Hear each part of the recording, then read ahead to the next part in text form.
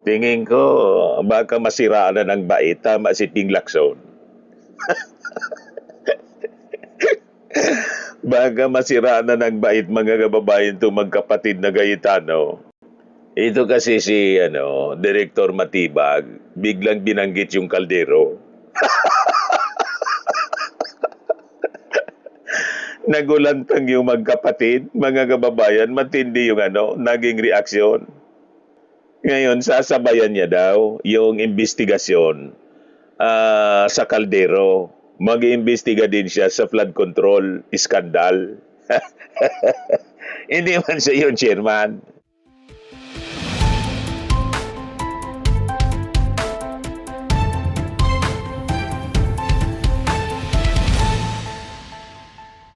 Hello po mga kababayan, si Dante Maravillas.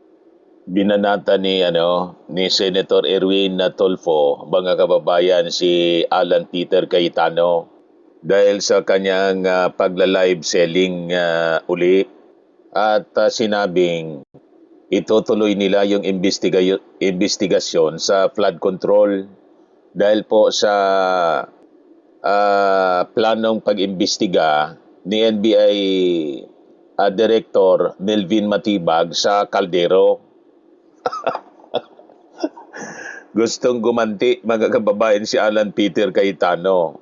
Ang problema, hindi man siya Blue Ribbon. Di ba? Kaya nag-react po itong si Erwin Tulfo, kasi ang chairman ng Senate Blue Ribbon, mga kababayan, si Erwin Tulfo. Baka magpapaimbestiga uli mga kababayan yung grupo niya na bugos. Yan siguro yung plano. Si Mike Defensor na nakakulong na rin po. Yung mga alleged witness sa flood control scandal na may daladalang maleta. Si Mike Defensor, yung mga hawak niyang witnesses. Di ba? Ito yung naging reaction ni Erwin Tulfo. Pakita niyan, Mr. Maravillas, nanonoro. Sinong tinuturo diyan? Si Alan Peter Cayetano. File photo man lang po siya. So ito yung balita ngayon mga kababayan sa Philippine Daily Inquirer. Tulfo hits Cayetano with boy banat job. Relax, flood probe coming. Ito kasi mga kababayan yung sabi ni Alan Peter Cayetano kahapon. Madali lang yan, Malacanang. Kasi sumusunod naman sa inyo sina Senator Erwin, sina Senator Lacson, yung mga nasa Blue Ribbon. Kalabitin nyo na.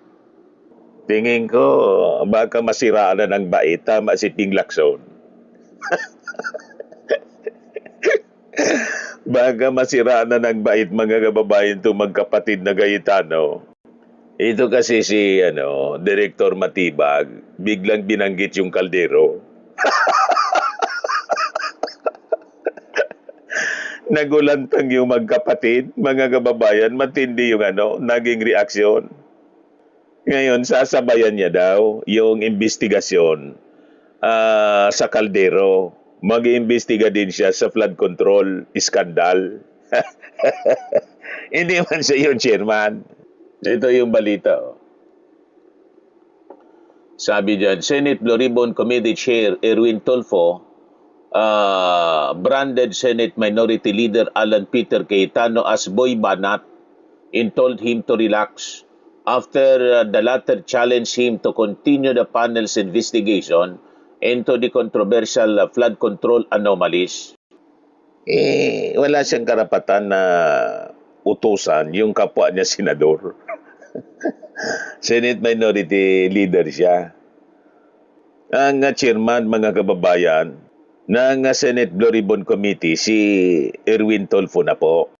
Kasi hindi na siya yung Senate President, natanggal na rin sa pagiging chairman ng Blue Ribbon si Marcoleta. At hindi na yun makakabalik si Marcoleta kasi nga po may plunder, nakakulong na.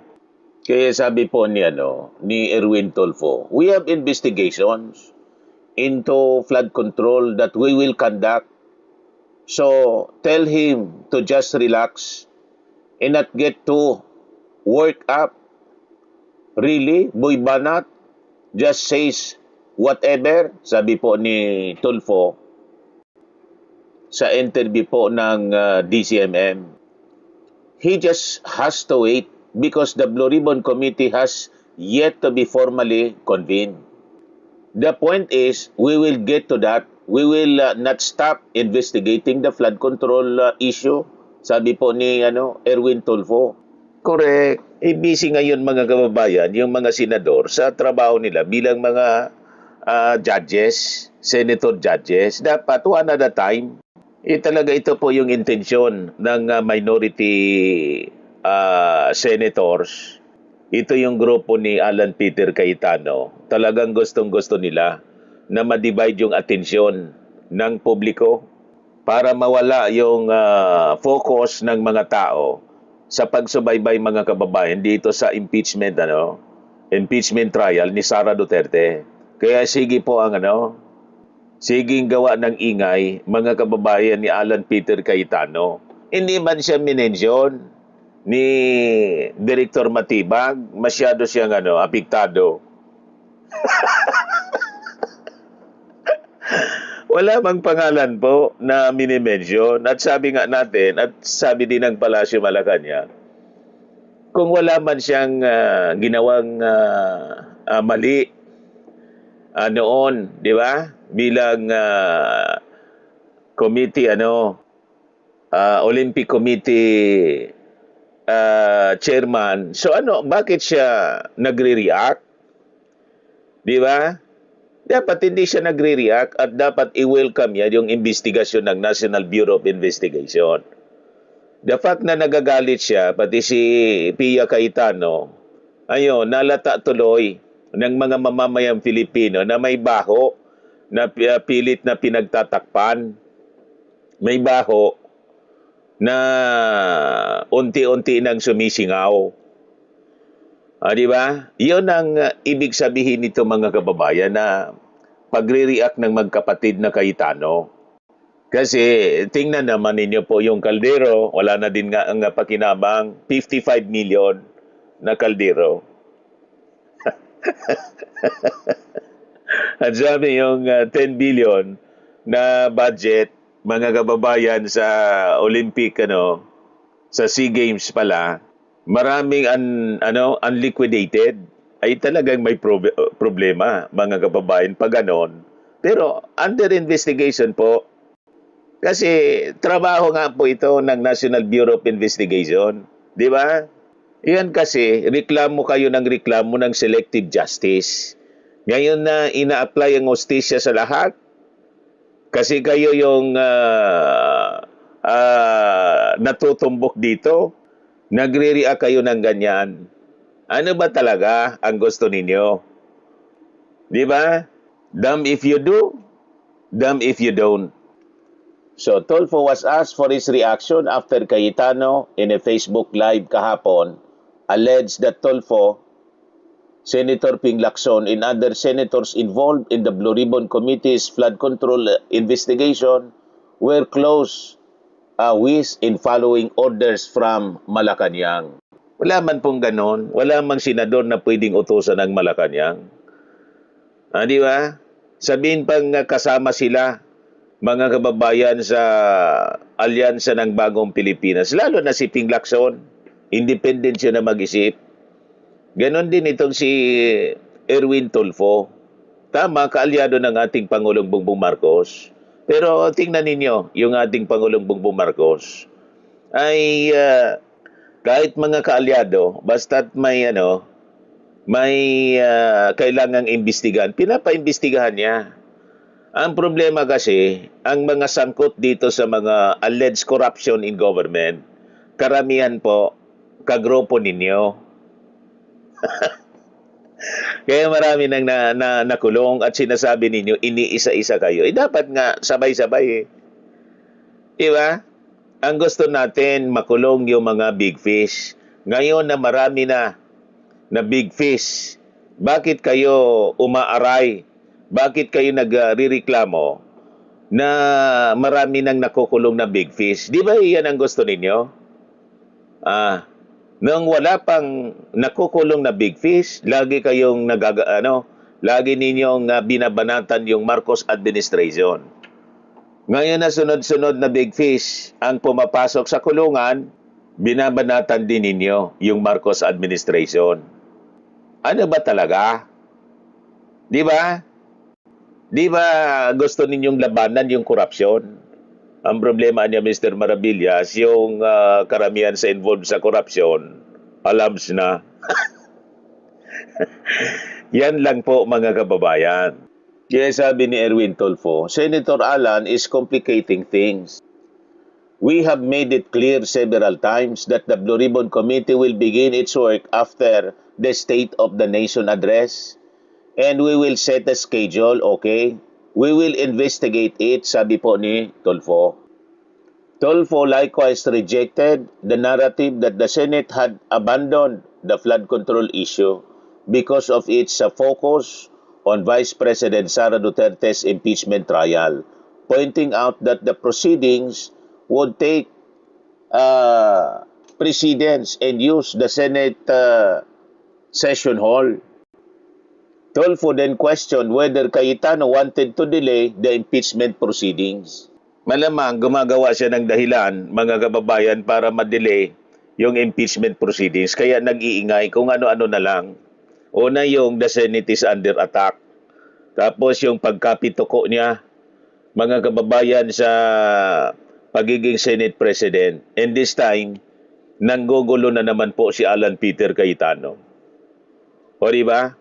Another diversionary tactic ang ginagawa, mga kababayan, ng Senate minority. Talagang hindi makamove on. At kitang-kita ninyo ang actuation nitong minority bloc. Puro pagharang at pagdefensa kay Sara Duterte. Yun ang nakakalungkot po. Yes, sabi ni Erwin Tulfo, mayroon kaming mga investigation na gagawin sa flood control. So, ika mo, relax. Relax lang. Huwag masyado hot. Talaga naman kung ano na lang si Boy Banat, dadating tayo dyan. Hindi natin titigilan yung flood control na yan. Kung sasabihin niya, imbestigahan naman ito. Para ano pa, mayroon na nga pong kaso. Ang hahanapin ko, yung bago. Correct. Yung mga naunang naimbestigahan, may kaso na. Ano pa?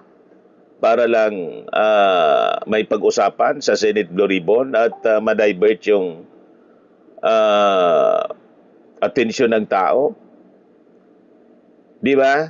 Imbis na nandun, sumusubaybay sa impeachment trial ni Sara Duterte, nandun sa controversy ng flood control, na karamihan sa mga witnesses ninyo, puro man palso yung mga pinagsasabi. Hindi reliable, hindi credible yung mga witnesses ni Mike Defensor. Ayan, tuloy siya, yun nakulong. O di ba? Dinamay pa niya yung mga kawawa naman, yung mga ex-marines na yon. Ginamit lang sa politika ni Mike Defensor at yung mga nasa likod nito. Di ba? Ngayon kanina, may ina-announce, mga kababayan, may sinasabi si NBI Director Melvin Matibag. Ito po, sabi niya dito, bakit kaya nag-react si Senator Alan Peter Cayetano? NBI Director Melvin Matibag, who is currently in Cebu, says the Bureau is set to subpoena officials of the Philippine Southeast Asian Games Organizing Committee over alleged irregularities in the 2019 Southeast Asian Games. Among those set to be summoned are Ramon Tats Susara, Dexter Estacio, and John Lester Buenconsejo, are members of the FIS GOC's Board of Trustees. Sabi niya, nakapagtataka nung binanggit natin na iimbestiga natin ito. Bakit kaya nagre-react si Senator Cayetano? Wala naman yung pangalan niya dito. Wala naman yung pangalan niya. Di man binabanggit yung pangalan niya. when asked for his reaction to Senator Alan Peter Cayetano's recent statements about the investigation. Pumutak bigla. Di hinalata mga kababayan na nangitlog. Pumutak Ganon ang manok. Well, ito na yung sinasabi kong kaso tungkol sa Philippine Sea Games Committee, Organizing Committee na nakita ko po, nakarating na sa akin yung JS nila noong 2019, nabuha na po natin hanggang to the present itong 2026. Ano kung nakita niyo na dyan na posibleng magamit niyo? Ito po, nandito yung papasagpuin na po natin si Ramon Susara, yung po yung chairman noong 2019. Yung iba pong incorporated mga directors na nakalagay dito. Kasama rito po yung CFO nila, si Dexter Estacio, at yung corporate secretary na si Lester Bensuceso. So tiningnan ko po yan, tapos kinuha po natin itong 2019, lumalabas po itong 2019 ay sila pa rin yung kasi Susara pa rin po ang chairman at president at si Estacio pa rin ang CFO at si Bensuceso pa rin ang corporate secretary. Meron lang akong na-notice dito, nakakapagtaka, nung binanggit natin na imbestigahan natin to, bakit kaya nag-react si Senator Cayetano, Alan Peter Cayetano? Parang nananadya talaga itong si Matibak. So ito po yung isang Mauulol na nito si Cayetano. natin kung sila sa Sara to explain what Baka is the mabaliw. role of Senator Cayetano. Dahil officially, based on the record po ng SEC, yung hawak nating papel ngayon, hindi po naman lumalabas yung kanyang pangalan. Wala naman pala yung pangalan niya Sa chairman sa board of trustees at saka sa chairmanship position? Wala po, kaya kung merong sakali na lalabas ditong issue ng No matter the weather, AI baka dapat wala si Pangamba dahil wala siya rito, pero may malaking katanungan na bakit lumulutang siya sa publiko. Parang siya yung chairman nito. So ito yung siguro dapat bang masagot. At hawak ko na rin dito yung mga financial statements na mga may rental na Lalong iinit ang ulo nito ni Alan. 300 million plus na consultancy. So, saka nakuha ko na rin po yung audited financial statement. Uusok na naman ito si Alan. So, ito po yung mga dokumento na mating sa atin. So, may isasabihin na kayong mga dokumento at mga tao sa Lunes. Sa Lunes po, mag-issue tayo ng subpoena para sa Nagsusubpoena na. Si Ramon Susara, si Dexter Estacio, John Lester Bensuceso, ating mga director, at testificandum and duces tecum po ito. Papadala natin. Okay, salamat po, Director. Salamat po. At, Tapos, mga kababayan, so yan ang mga mainit na balita ngayon mga kababayan. Abangan natin yung pagsubpena ng NBI. Baka kahit wala yung pangalan ni Alan Peter Cayetano, inguso si Alan. Usually ganon.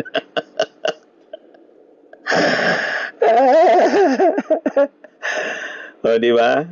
May testigo ng didiin kay Alan Peter Cayetano. Kaya natataranta ngayon mga kababayan. Gustong rumishback. Pinag-iinitan yung yung flood control. Nag-imbestiga na po sa flood control at hindi man po siya yung chairman ng Blue Ribbon. Di ba? So, maghintay siya. Sabi ni Erwin Tulfo, after the SONA. Di ba? So, next month, kailan ba yung SONA? Sa third week yata ng o fourth week nitong buwan, mga kababayan ng SONA. So, after the SONA, maghintay po kayo. Huwag masyadong hot, sabi ni Erwin Tulfo. So anyway, yan man lang po ang mga developments ng mga balita ngayon. Ako po si Dante Maravillas. Bye-bye po. God bless.